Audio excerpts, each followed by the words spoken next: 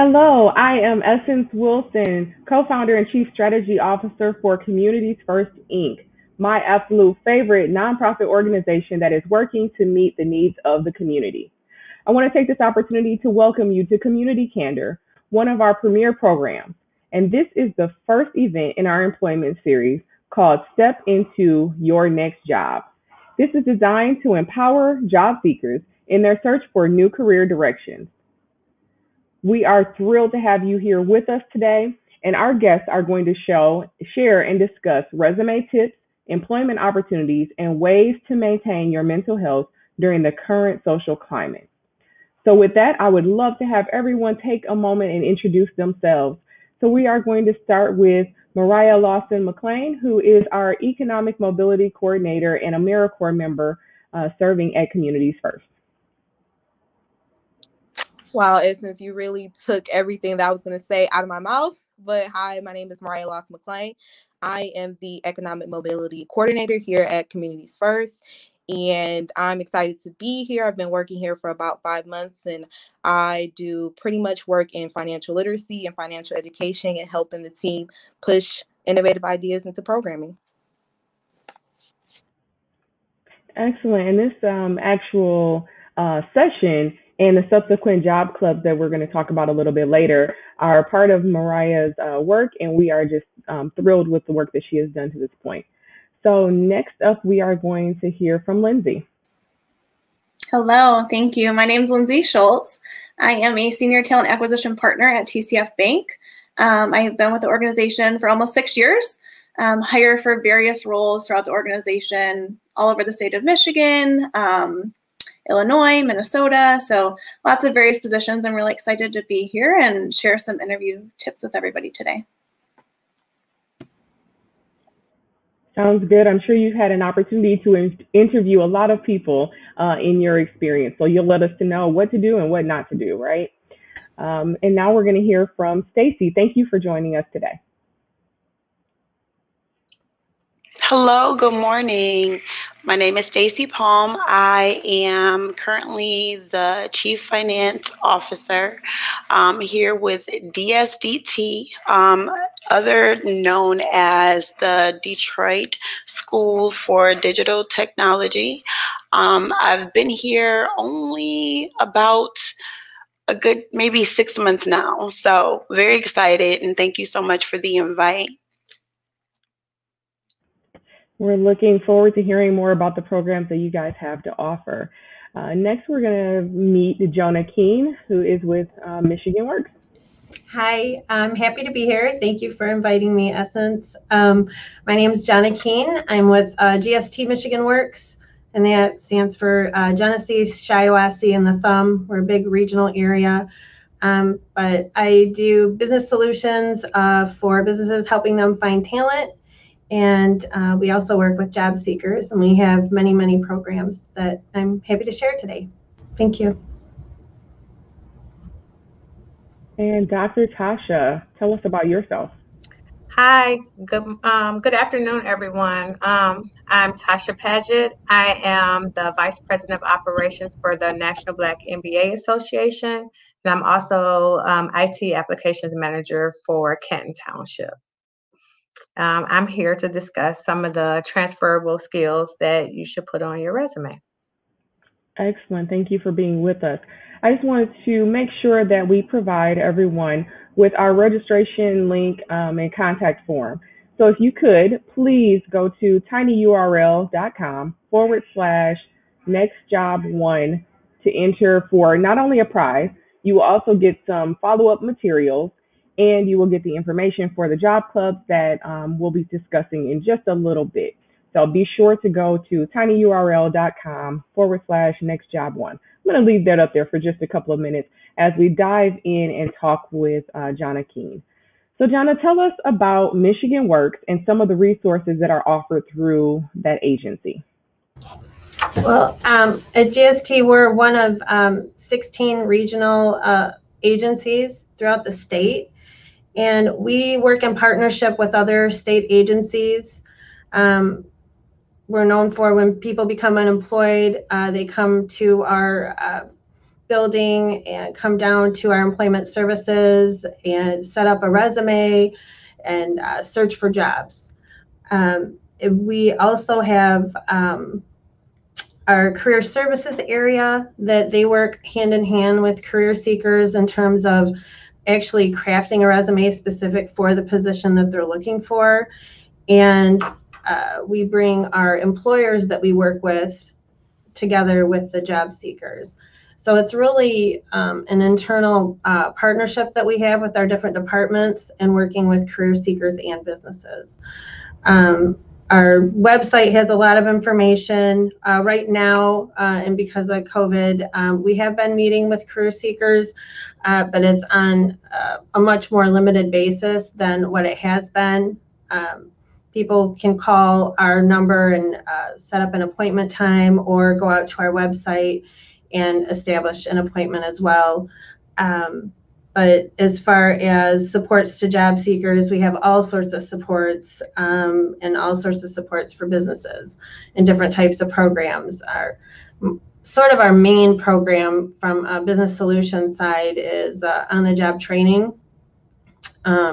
And what that does is help support employers with their employment costs, the wage costs for the training period, to sort of get the job seeker up to speed if they don't have exactly the right skills to fit into the organization and to do the job. And then on the other side of that is to help support the career seeker with things that they need as well, especially if they've been out of the workforce for a long time. Sometimes professional clothing is needed.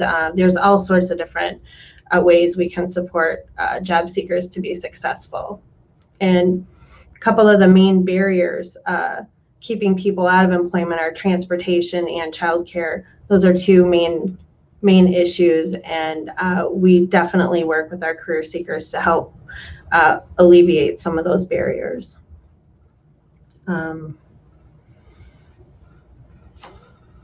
We do a lot here. We do a lot. It just depends. We try to ask a lot of questions of the career seekers and as well as of the businesses, because knowing where their needs are helps us figure out the best fit for our solution. I hope that makes sense. Absolutely. It sounds like there are a lot of resources available through your agency. Mm-hmm. When you're working with clients, tell us about some of the things that you see that help somebody's resume to stand out. What are some of the qualities of a really good resume? Well, it's good to have a nice, clean font, something that's nice and legible. Sometimes people think that a fancy script is good, but it's really difficult to read. So sort of a basic text, Georgia, Times New Roman, something that's clean. You want to make sure it's error-free. You don't want to have spelling errors and errors with grammar, anything like that. Also, big gaps in employment history. Sometimes that's a red flag to employers. But most of the time, people, when they do have gaps in their employment, they're filling their time with doing things like volunteering and things like that. So being able to bridge those gaps with activities and things that you're doing is helpful for employers to see. Let's see. We also offer on our website, we have specific templates that career seekers can pull off and use depending on what type of position that they're looking for. And that seems to be helpful as well. And also, sometimes just having a separate set of eyes too before you have your final resume completed, because there are a lot of words that are actually words, but they're not fitting where you have them. So just have somebody look at it, proofread it for you is helpful. Those are things that we do here as well. So those are some really great tips. And I know that we spoke before about you're working with employers and they're looking for talent. What kinds of jobs are hot right now, and then what kinds of incentives are you seeing for people to become employed? There's a lot of jobs right now. Manufacturing, service, insurance.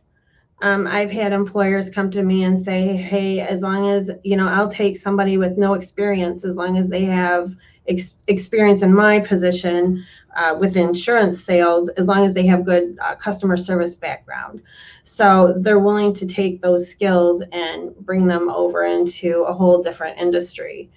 And employers right now are so desperate for people that they're willing to really work and teach and bring people along, which is exciting.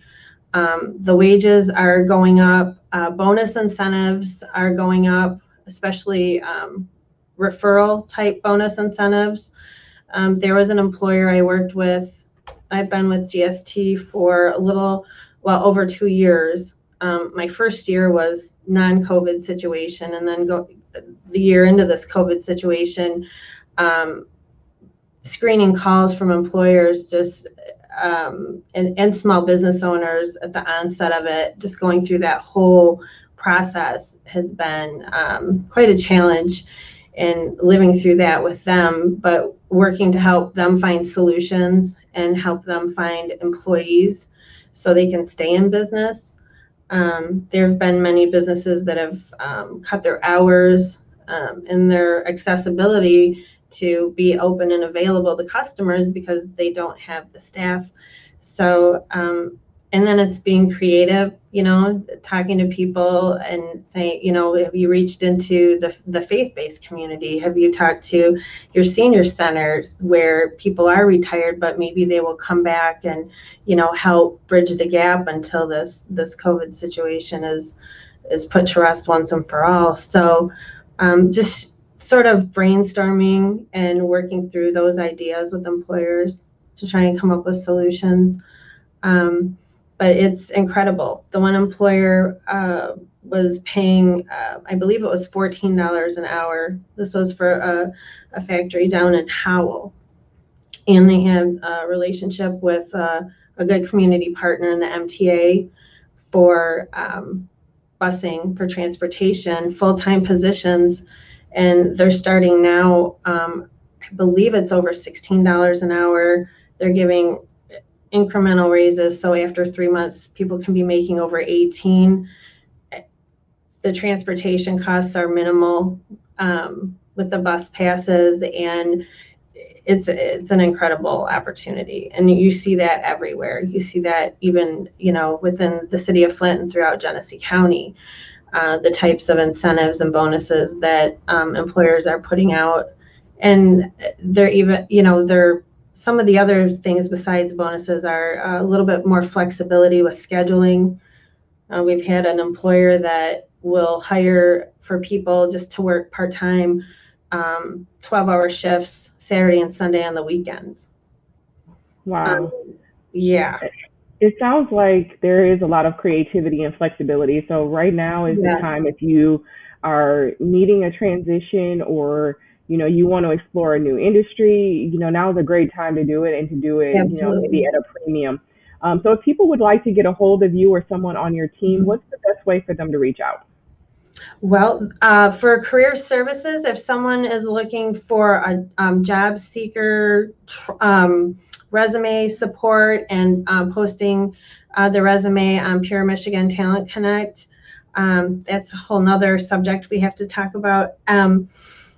They can go out to gstmiworks.org, and we have a link to Pure Michigan Talent Connect out there, and then also 810-233-5974.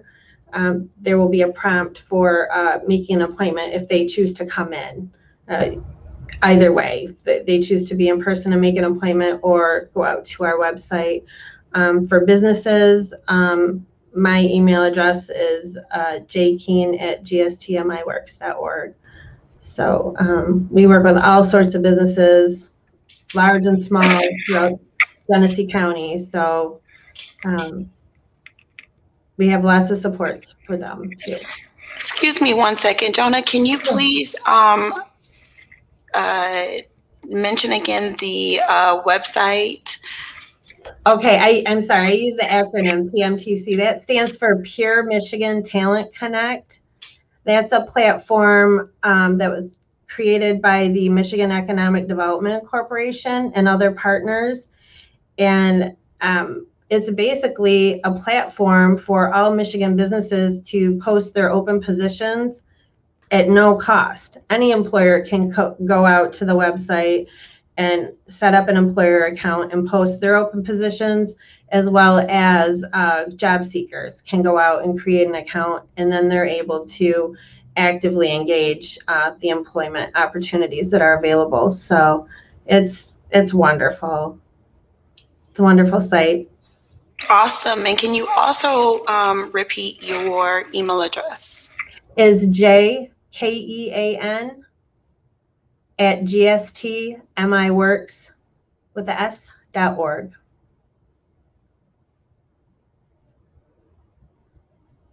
All right, excellent. Thank you for those resources. We'll make sure that those end up in the comment section, and Wonderful. we'll get that contact information out to anybody who registers for the session. So that link, again, I apologize for the error, is, I'll post it again. So it's actually tinyurl.com/CFI NextJob1, and that will get you access to that information. So now thank you for that, Jonah. So now we're going to talk with Dr. Tasha a little bit. Jonah mentioned resumes, and we talked a little bit about that. Let's talk more about it. So you're going to share with us some information about transferable skills, but let's start with what programs are offered through your agency, and how does someone gain access to the services that you offer?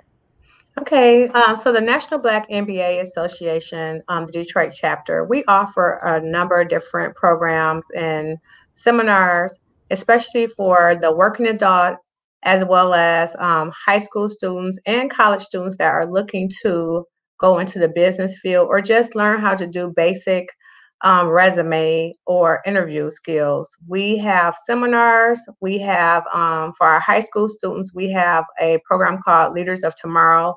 It teaches them how to go over a case and actually be able to, it's like a case competition. It's a scholarship opportunity, and that's actually for high school as well as college students. For our working adults, we have different leaders academies where it can assist you in becoming a leader or going to the next level in your career.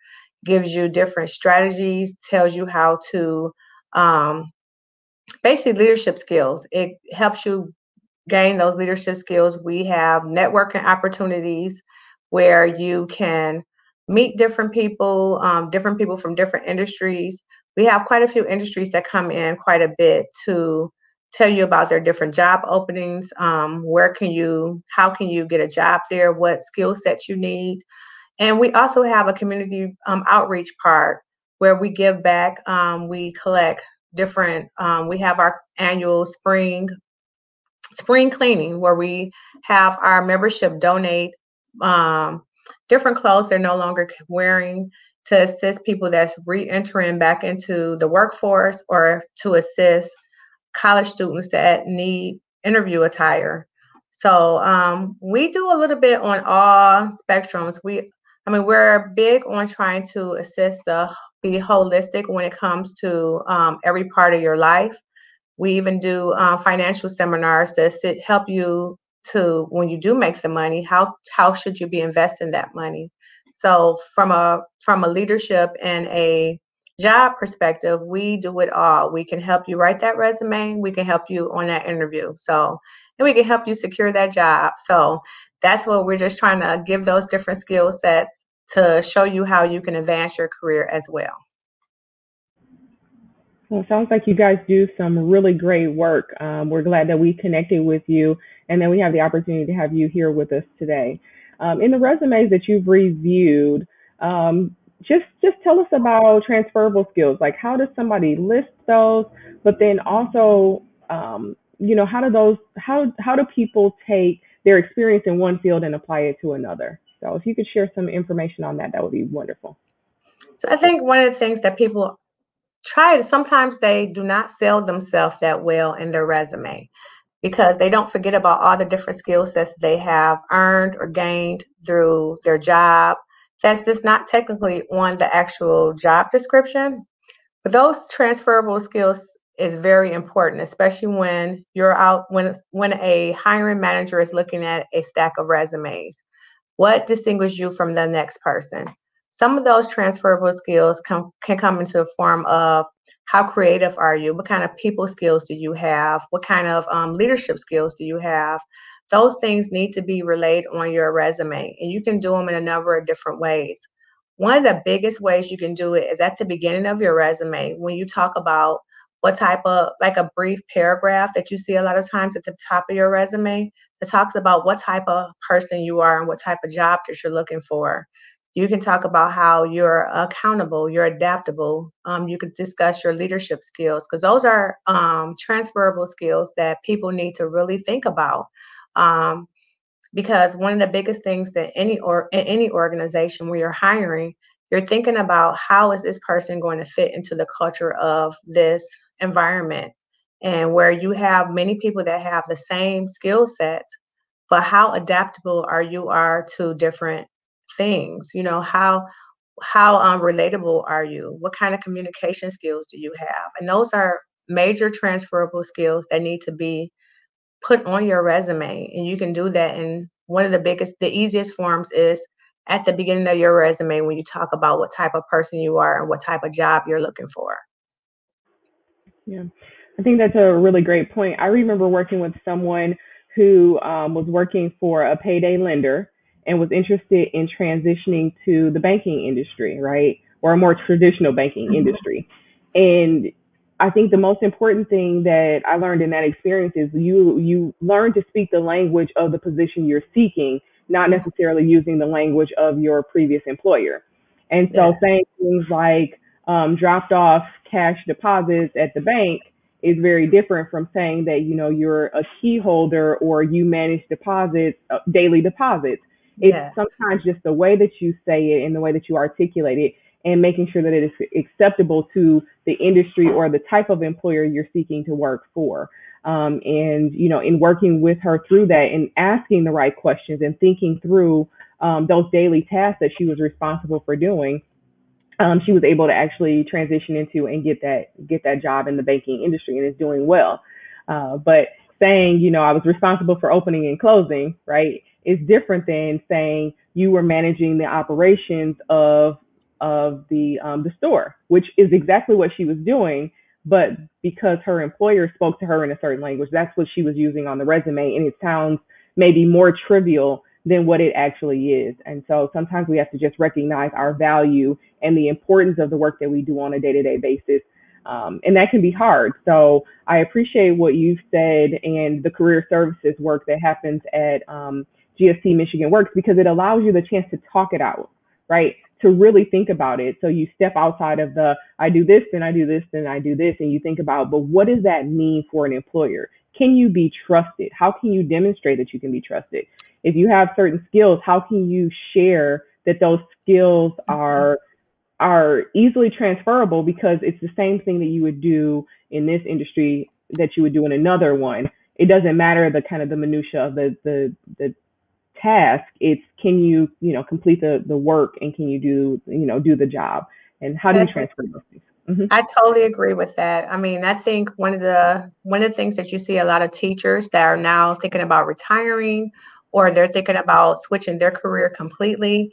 And for a teacher, you would think that they will have to go get another teaching job, but that's not the case. They have so many more skills that they can highlight. They can go into a customer service job. They can go into a management job, because as a teacher, you're planning and you're making plans for lesson plans. You're doing a budget for your class to make sure that you have those different things for your students. You have great customer service because you're dealing with parents, you're dealing with students, you're dealing with different teachers. You're relatable because you're able to work well with various departments. So those are things that, I mean, that's a great example that you gave, that I feel like even we have so many teachers that are looking to go into different careers. They have so many skills that they don't even probably realize they have, that as long as they can communicate them properly, many jobs will open their door and gladly have them come in, because I just look at just teachers as a whole. They're able to deal with so many different personalities and communicate so well. And that is one thing that every job wants, is a good communicator and someone that's a great team player. So I just think as long as you can look at what you're currently doing, as Essence pointed out, and be able to relate them to the job that you're searching for, those are the best way to transfer those skills that you currently have into a new position. Thank you, Dr. Tasha. Is there anything else that you would like to add at this moment before we talk with Stacy? No, I just think that everybody should really just look at what you're doing and do a self-examination of your job. You may not think that it's important. You may not think those skill sets are transferable, but they are. If you're doing well in your current position, even if you're managing a budget, if you're working well, you have those qualities that every organization and every position would love to have you do. That's really good. So before we talk with Stacy, I want to share another resource. So Communities First, let's see, hopefully you are able to see that. Communities First is a NextJob partner. And so you can log in and register for a NextJob account. And this account will assist you with building the resume. There's a job board there. You can do personality assessments to figure out what career might be best for you. And the one thing that I absolutely love is there's an interview tool. So you can actually go on and there will be a fictitious video of a person asking you a question. You can record your response and then play it back to yourself. And there's like some things to look for as you're watching yourself answer this interview question. And so it's a really great tool. It's entirely free. And I will also post that in the comments, but you just go to nextjobtraining.com. And then you have to enter the Communities First Access code, and it's listed there. It's FT158132-150. And so we'll make sure that information is available to all who register as well. So it's a great resource. That is an awesome tool. That would be so beneficial when preparing for an interview. Yes, it's a really cool thing. And it also kind of helps you to get over the intimidation of maybe doing it in front of another person for the first time, right? You can just do it, play it for yourself, kind of refine it, get a little bit better, and then allow somebody else to kind of work with you on interviewing as well. So now we will hear from Stacy. I'm really curious to learn more about the Detroit School for Digital Technology. So if you could tell us about the Detroit School for Digital Technology, and what programs you offer. Absolutely. Thank you so much, Essence. Well, here at DSDT, our mission statement, simply put, is we train, we employ, we empower individuals for gainful employment. DSDT's foundation is built on innovative curriculum, which provides a place for our students to thrive, and our team's passion to implement a model with proven success. We continually build lasting relationships with excellence and maintain our professionalism on all levels of performance. So although DSDT cannot guarantee job placement, DSDT maintains an active placement assistance service for our graduates. Prior to graduation, or at any time thereafter, graduates may avail themselves of the school's placement assistance services. In addition to arranging interviews with potential employers, the job of the job placement guide guides students in the completion of employment applications, resume writing, preparing for interviews, professional attire, workplace communication, and behavior. DSDT also assists students interested in finding non-program related job leads while enrolled in school. So graduates' names and phone numbers are kept on file for future references upon completion of their courses. Our lead career specialists will be reaching out to our students, during the times that they are current students and even after graduation, and reaching out to them and just making sure, finding out where they are in their job placement. Do they need assistance?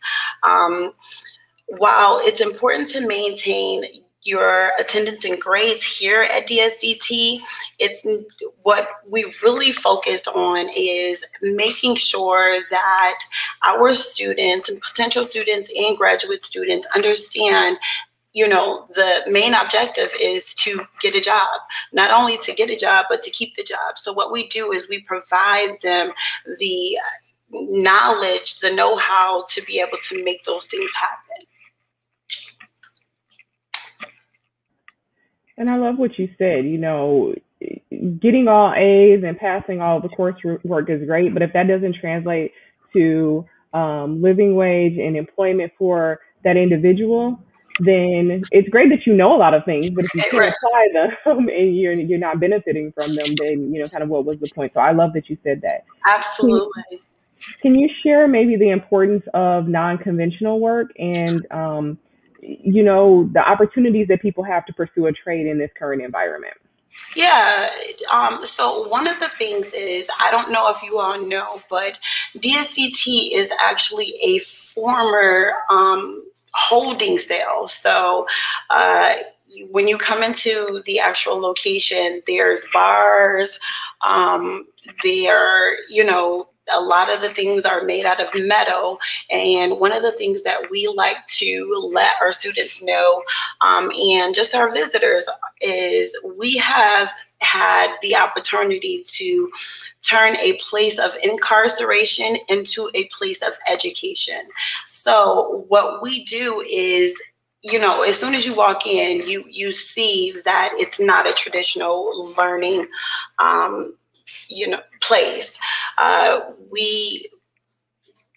We focus on making sure that a lot of our students have hands-on experience. We do a lot of drone training. Just for example, we are outside with our students. We're making sure that our students understand, how do I use the skills and the knowledge learned from DSDT? How do I apply this to my job, whether you're placed already or looking to be placed in the future? How do I use these tools and knowledge in the future placement? And so one of the things that we really, really focus on is just making sure that, it's not traditional. These are not typical things or typical situations that you're going to be dealing with when you are placed. So we want to make sure that, hey, listen, focus on, again, going into the drone placement, focus on how this would look in a non-traditional place. What does this look like when you are at your job? What does this look like when you are trying to teach someone else how to work on drones? And I'm only throwing that up because I have absolutely no knowledge on how to even work on a drone. But we, again, turning a place of incarceration into a place of education is definitely, something that is untraditional. Yeah, I love that. It's like you're, taking back something that was a negative and creating a positive space for education and opportunity.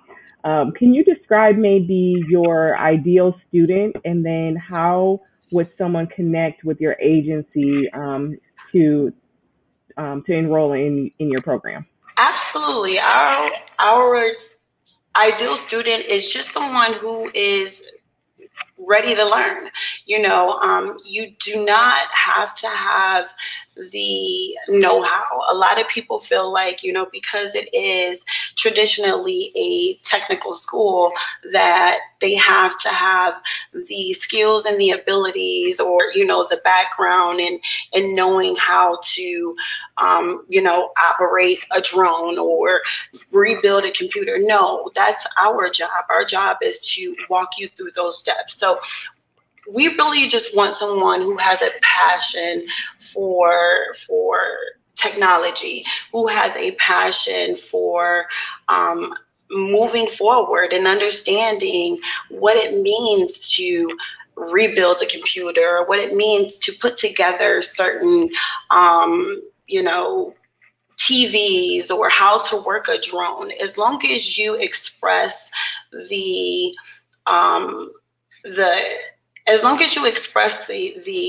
desire, you are our ideal student, someone who really wants to learn more. That's the student that we're looking for. Yeah.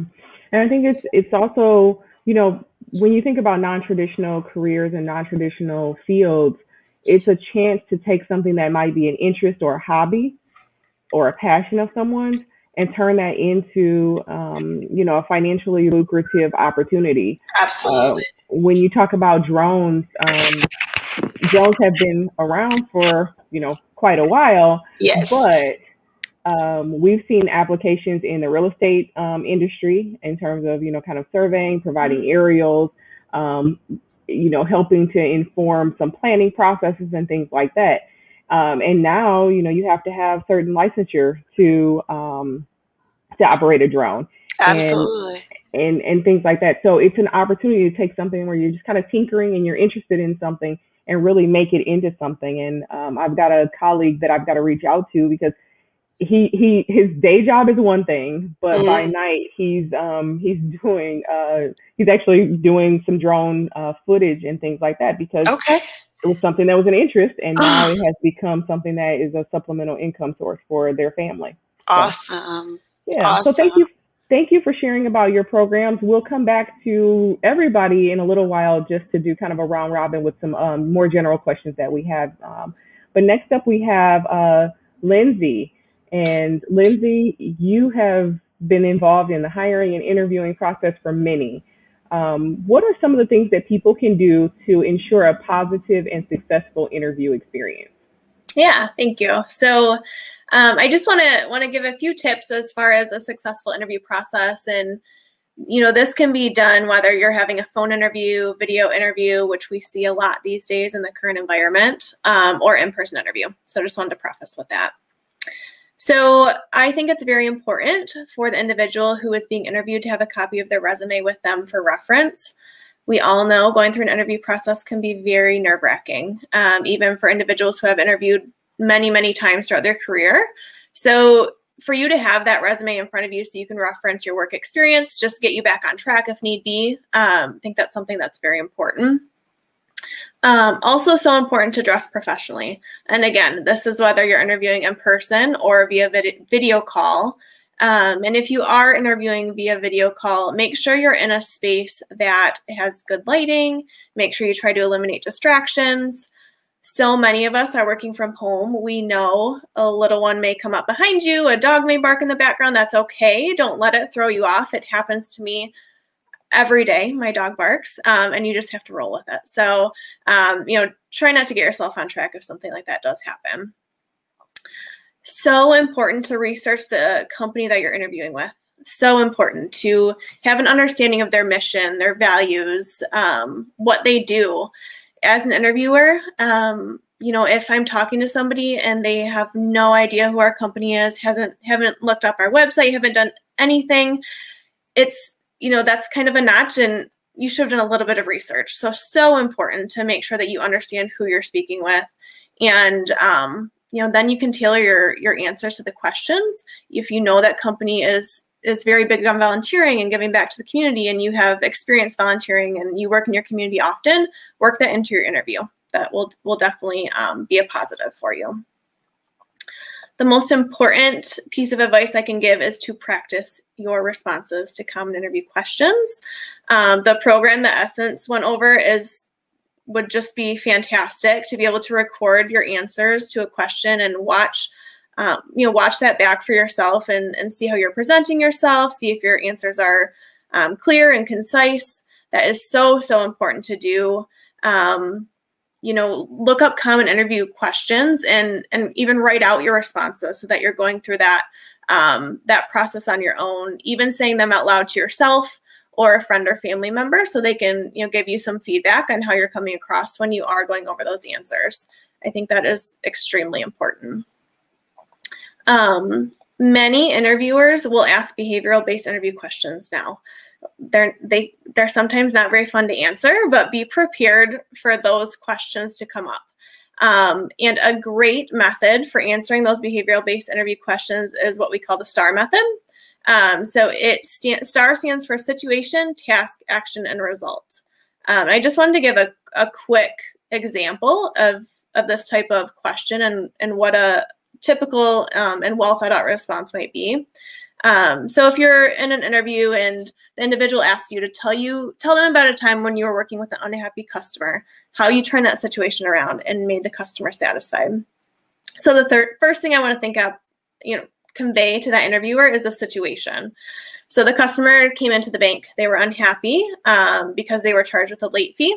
They had thought that they paid their bill on time. That's the situation at hand. Your task was, I would say, I had to research a customer's account, determine why they were charged a late fee. The action I took was I reviewed the customer's account with them. I showed them why the late fee was charged, suggested that they enroll in automatic payments so this doesn't happen again.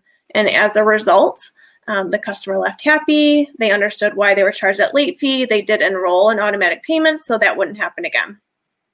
So just think of, answering that question completely. Make sure the interviewer understands the situation you were in, the action that you took and the result that you had, and make sure that's a positive example that you can share with that individual. And then the last thing, it's so important to ask questions. Not only does that show the interviewer that you're engaged and you're interested and excited about the role, but that's also going to give you an opportunity to really understand the position. Sometimes during an interview, the interviewer may just be rapid fire asking you questions, and then you get done with the interview and you think, I'm not even sure, what a day-to-day experience would be in this role. So make sure that you do take that time to really ask questions, because not only are you being interviewed, but you should be interviewing that employer as well to make sure that is the right position for you, the right company for you. So important to ask questions at the end of that interview. Those are some excellent tips, and they are consistent with everything that I've seen and heard. So you definitely know what you're talking about. And I saw nods and smiles from the rest of our guests, because it's not rocket science, right? It's really about being prepared and about being engaged.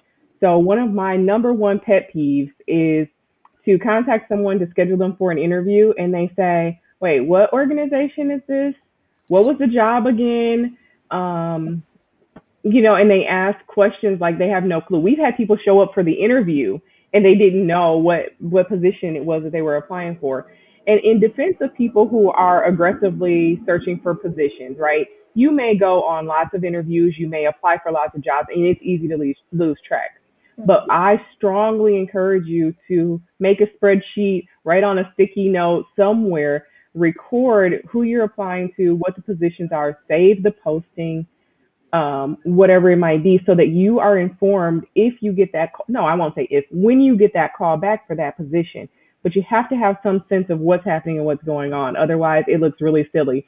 And so we used to just go through with the interview process and, kind of just note that, knowing that we probably weren't going to hire that person. I'm telling you right now, if somebody comes in and they don't know anything about our organization, they don't know the position, we're not going to waste our time anymore. We're going to end the interview right there because you haven't passed the first thing. And so, we might have 2 or 3 interviewers. Why waste an hour of all of our time and your time, right, when you haven't even done the very, very, very basic research? And so it could be a great person, could be a great fit, but it just, you get off on the wrong foot really, really quickly, and you don't even know what the position is. Yeah, and I like Essence. Sorry to interrupt, but I just like how you said to save the posting, because that is something that does happen, at times. As a recruiter, if we have enough candidates, we may close that posting before the individual actually goes to the interview, and then you don't have a chance to review that job description right before the interview, which can be difficult on the interviewer. So, make sure you are saving those postings and save those job descriptions that you're applying for, so that you can review that, the night before, the day before you go in for that interview. Yep. Yeah. I definitely think it's a wise thing to do, and kind of review it, refresh it, know what the job is, know what's going on. And in the day and time that we live in, where almost everybody has a smartphone, right? Even if it's 3 minutes ahead of time and you're in the lobby, just Googling really quickly and at least knowing something about the organization or the company is like, it speaks volumes to your interest in your engagement. And, sometimes you get in the bind and you have to fake it, but I mean, do the research and invest in what could be your literal next job, your next career, and it could be really lucrative and a great fit. But don't discount yourself by not doing just even the basic level research. And so at this point, I'm going to ask Mariah to do a presentation. And so as we were talking about employment and all that's happening with the pandemic, it's a really, really stressful time for all of us, right? And there is a strong connection between your physical, mental, and emotional health and your financial success. And so she's going to do a presentation, and it's called Minding Your Health Improves Your Wealth, okay? And so I am going to get her slides up. I think we can all see them. And Mariah, go ahead with your presentation. Hi, thank you so much, Essence, for that again. It is about time that we have this conversation about incorporating what it means to take care of the whole person when you're talking about employment and stepping to the next career field, right?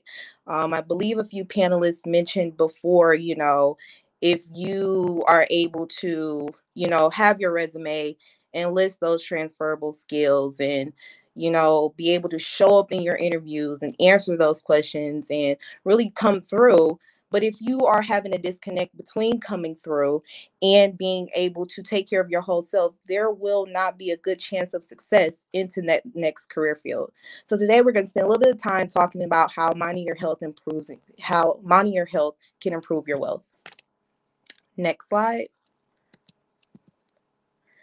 So it is more than just a saying, right? I believe that pretty much everyone on this panel and everyone listening has heard of health equaling wealth, or health is wealth. And it's so ingrained into our societal context that sometimes we, forget that there is some context and some science behind that. So according to the Office of Disease Prevention and Health Promotion, as much as 80% of your health is determined by medical professionals as social determinants of health, right?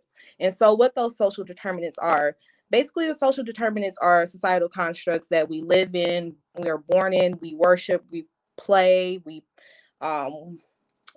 volunteer in, and how those constructs, how we maneuver within them, and how we live our life and how they have an effect on our life. So next slide. So what are the social determinants of health? They really come into a subset of 5 major categories. So we have neighborhood and built environment, and social and community context. And basically those 2 determinants encompass what it means to experience bias and discrimination, quality housing, civic participation, volunteerism, and social networks. So including what it looks like when you show up into the workplace, right? Those support and family systems. But in the nature of the conversation today and talking about health and wellness, we're going to be talking about how education is the link between health and healthcare and economic stability.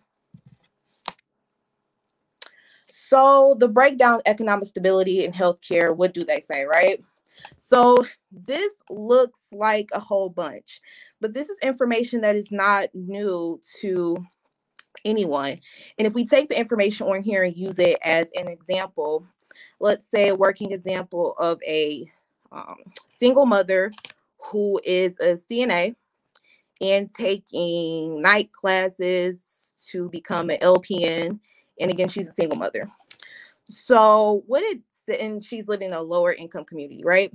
So under economic stability, what it says is that because of the disparity of living in a lower income community, that she may be experiencing poverty. This is not universal to everyone, but in the course of our working example, we're going to go with this. And so living in poverty in impoverished neighborhoods, there is an increased risk of mental illnesses, chronic disease, higher mortality rate, and a lower life expectancy. And that's something, again, that isn't too much of anything that's new. And if we untie that into health and healthcare, right? She fortunately is employed. She's a CNA. But let's say someone who is a home healthcare worker who is doing independent work, right? So they aren't necessarily connected to a major agency. They just have their clients that they are taking care of on their own, independent time. They're their own boss in that. They may not be an insured adult. So because they aren't insured, they don't necessarily have access to those preventative services that can really show them or teach them or educate them or provide that health literacy as to ways that they can improve and mind their wellness, right? And so that kind of ties into education. If I don't know the healthy practices or the healthy habits in order to mind that, and while again, health and wellness looks different for everyone, if I don't have those basic health habits or those basic health information, it's hard to kind of, one, take care of myself, to make sure that I'm taking care of myself, so then I'm showing improving my best self in my career path, and 3, passing that down to generations to come, which goes well into the next slide, because when we're talking about health and wellness and in the sense of employment, of course, we're thinking about working adults, right? But in that same token, it's actually important to think about how that looks in children, right? So in this study shows that educational level of parents is also negatively associated with obesity levels among children. And this really speaks to a lot of things about health and wellness, right? Food insecurity, educational gaps, poverty, a lot of social constructs that, again, we move and operate within every day. So it seems so normal. But these are the things that really are stopping people into stepping into that next space where they can get that next job, be comfortable in that, take care of their body, and again, show those habits so that our children don't necessarily have to experience the same thing. They have a different type of quality of life that they are seeing and be able to pass that along, so then they have financial success. So what does all this mean? It basically, if you break it down to a simple equation, health plus education equals wealth. So if I, again, know those preventative measures and, I have a trusted healthcare professional that I hold responsible for that and teaching me that and showing me that, I'm having those conversations with, or my own time that I set aside to look that up, having that health information and along with the education within that, it brings success into the workplace, which in turn, has an effect on what you have in your wallet. So in the midst of the pandemic, what does wellness look like? Well, honestly, after today, I really do pray and hope that it looks different, because, we have lax rules now, so we can actually, go into certain spaces and have that fun again, go out to eat, interact with people, go to Dave & Buster's. I've been killing to go to Dave & Buster's for the longest now. And just to go into those spaces, and again, it looks different for anybody and everybody, but the most important aspect to think about this is taking care of your physical, your mental, and emotional. So here are a few wellness tips. Again, these are just a few. They do, vary according to your own quality of life and what you feel most comfortable with, but setting a low bar for exercise. So I believe it's the CDC, they recommend 30 minutes of exercise 5 days out of the week. I know that looks different for everyone, going to the gym or having a personal trainer. If you are someone who's working, a parent, in school, you may not have that time every day to set aside 30 minutes to go to the gym or, to do that 30-minute hit workout on YouTube that I don't know who can complete like throughout the first time, but that could be time that you set aside and just do 20 minutes of just walking around your block. Just being outside, soaking up that vitamin D, something that we haven't gotten for a long time, can really go a long way. And so spending time with self-reflection and doing affirmations. I believe it was Lindsey saying that before you go into an interview, sometimes just looking up a few minutes before, looking up your employer, maybe a few minutes before your interview, look up a few affirmations or a few self-reflection tips to kind of calm yourself. So then when you go into the interview, you're presenting your best self. Next slide. So outdoor recreation, right? So here are a few resources that we're sharing so then you can kind of spend time doing it on your own. These are a few things that are free. So, of course, going outside, that costs nothing but just the time and effort. But there are a few parks in the Metro Detroit area. So campus marches, even though some events aren't that aren't free, but just going and walking around definitely is. The Riverwalk in Flint, Stepping Stones Falls, Kelly Lake Park. Those are parks that, again, are free that you can just go to and just spend that time outside and get the interaction with nature again. It's been so long since we've been able to do that. So this is the time and space now that we can do it comfortably without a mask and bring a friend along, have that social interaction that we haven't had in a long time. And food security. So to kind of tie along with the study that showed the connection between educational gaps with children and their parents. Let's talk about what you eat. You are what you eat, right? And so sometimes there is a food insecurity as far as certain neighborhoods that you can go into and find the freshest produce, right? But there are farmers markets that you can go to that have those fresh produce, right? That you can go in and, look up certain recipes that may be leaning more towards of a plant-based diet that aren't so heavy in cholesterol, sodium, sugar, things like that, to kind of improve your overall wellness. So then you're not relying on the heavy meats that make you sluggish the next day. Before you go to work, you've had a whole, I don't know, Famous Dave's barbecue platter and it tastes so good, while you're eating it, but the next day you wake up and you're a little groggy, right? Or if you're a person who is pre-diabetic and you eat something that you're not supposed to be eating, but then you go into work the next day having shakes, having chills, having a little bit of distress, right? That affects our work performance. And again, it all affects our financial success.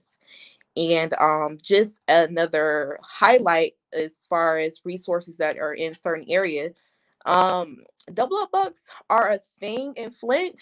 So basically what it is a program that will match your dollar per dollar up to $20 a day if you shop at certain participating stores. So if you are living in the Flint area, please look up certain stores in your area to see if they participate in this double up bucks program.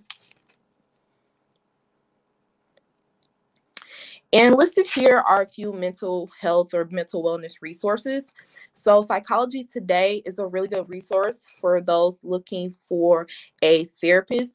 While a lot of people assume or under the assumption that Psychology Today only covers or only is a good resource for those who are covered by a major insurance agency, you do need to pay special and vital time to look, because a lot of the providers on there actually cover people who are uninsured or who carry Medicare or Medicaid.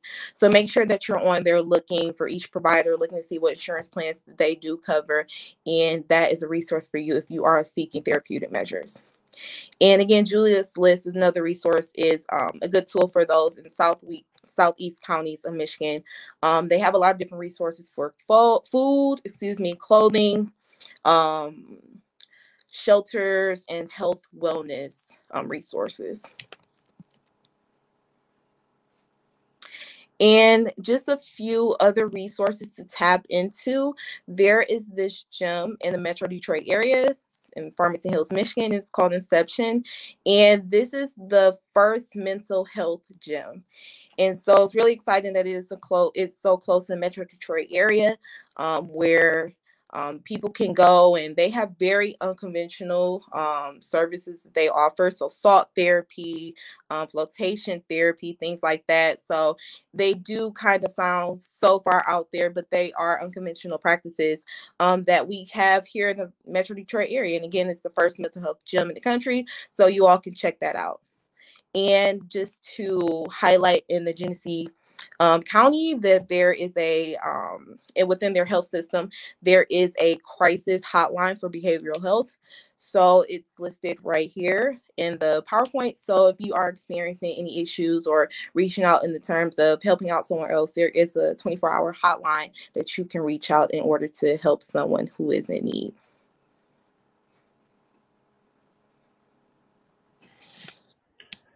Well, thank you, Mariah. That was a wealth of information. And I think you really clearly made the connection between our physical, emotional, behavioral health and how that translates into our daily lives and can also translate into employment. So thank you so much for that information. So we're super excited also to announce that we have a job club that is starting on Thursday. And this is going to be a 30-minute power-packed session for the next 4 Thursdays. And all you have to do is go to that registration link that was shared before. It'll give you the titles of the sessions. Actually, I'll give you the titles of the sessions real quick. So there's one about building your resume, one about searching for your next job, tips and tricks to enhance your interview skills, and then learning to manage mental health and wellness.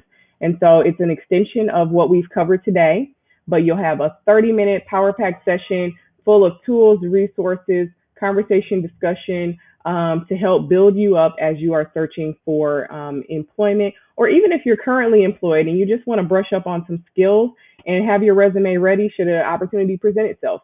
So often we talk about this and we think, this is the person who hasn't been employed in a year and is desperately seeking a job. Sometimes it's just being ready for that next opportunity, and you never know when it'll present yourself and when that ideal, absolute, perfect job opportunity will show up, and you've got to be ready for it for sure. So again, I will share that registration link. We will send you the slides, a summary of the presentation. All we ask is that you go to tinyurl.com/CFI NextJob1, and also we'll do a prize drawing there. So as we conclude today's session, I want to do a quick round robin, and I want each of you to share your number one stress buster or wellness tip, and then also just your one key piece of advice that you would give anyone who is in the job search right now. And we will go in the order that we appear. So we'll go with Lindsey first. All right. So the way that I have controlled my stress throughout this whole work from home, taking more time for myself, taking some time away from the screen. When this pandemic happened and, a lot of us were stuck at home for so long, we have had so much screen time.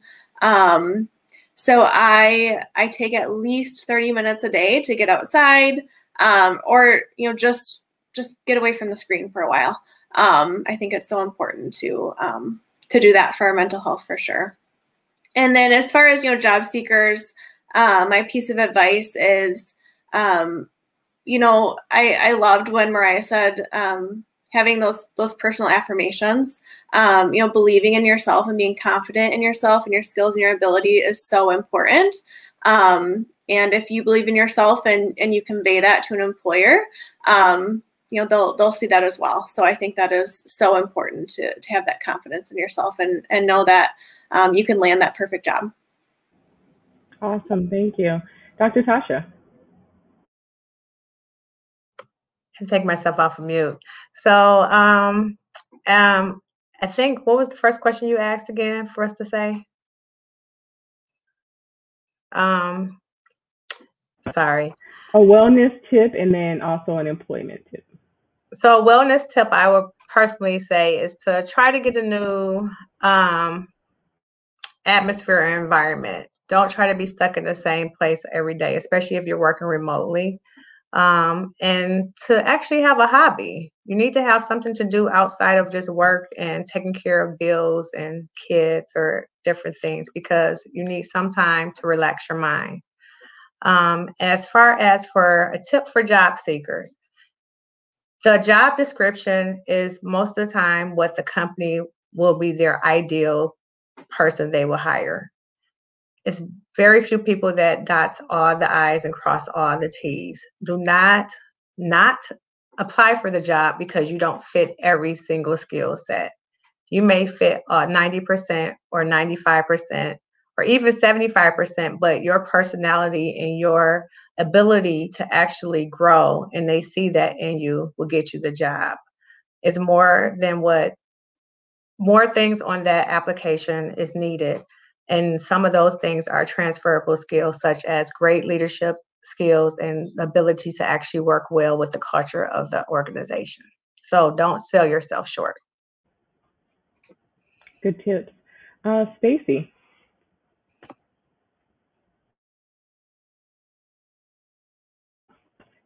It has to happen once, right?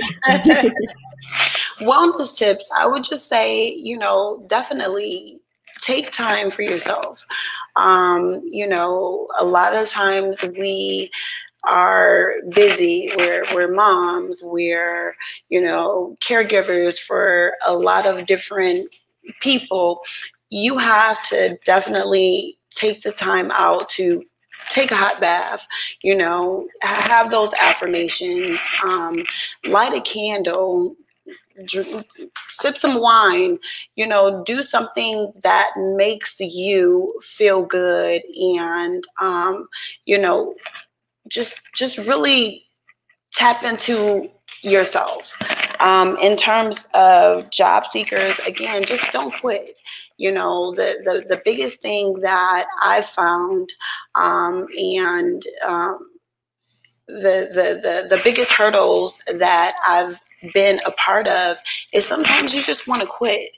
No, you just can't quit. You just have to stay in the fight, make sure that you continue to do what it is you need to do, and it all pans out at the end.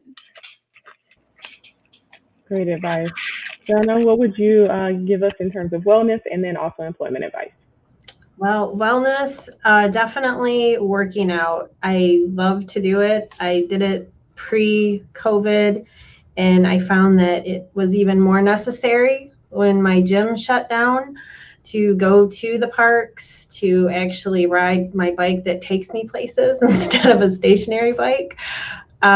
And so, yeah, at least an hour worth of cardio a day. I try to carve that in. If I have to stay up later or get up earlier, I do that. And I guess as far as advice, definitely never give up. But the first question that I ask any job seeker is, what do you like to do? What makes you get up in the morning? What do you find fulfills you? And, try and look for a career path that is going to fit that. Maybe not 100%, but that gets you down that path, because that's how you're going to be successful, if you find something that you really enjoy doing. So that's about it. Thank you. I want to say thank you to all of our guests today, and for all of you who are listening. This has been a fantastic session, and it's really applicable to anyone and everyone, but in particular, those who are on the journey to finding their next job. We welcome you to fill out the registration survey. We want to see you in the job club because at the end of the day, we have a pure desire to see every person in a job that fits their needs, that meets their family's requirements for income, that is something that you enjoy doing. And right now, the job market is hot, and you have the opportunity to move into spaces that maybe you wouldn't have had the opportunity to do so before. There are so many positions available, so many jobs, and you really have your choice. And I would say employers, now is the time to think about, your benefit package, the options that you are, offering people, flexibility, so many things to consider, so many things to ponder over right now. But for those watching, it's the time to update your resume, know your value, know your skills that you can offer, and think about what you want your next job and your next opportunity to be. So thanks again for joining us. We're looking forward to what comes next for each of you. Have a great rest of your day. Thank you. Thank you.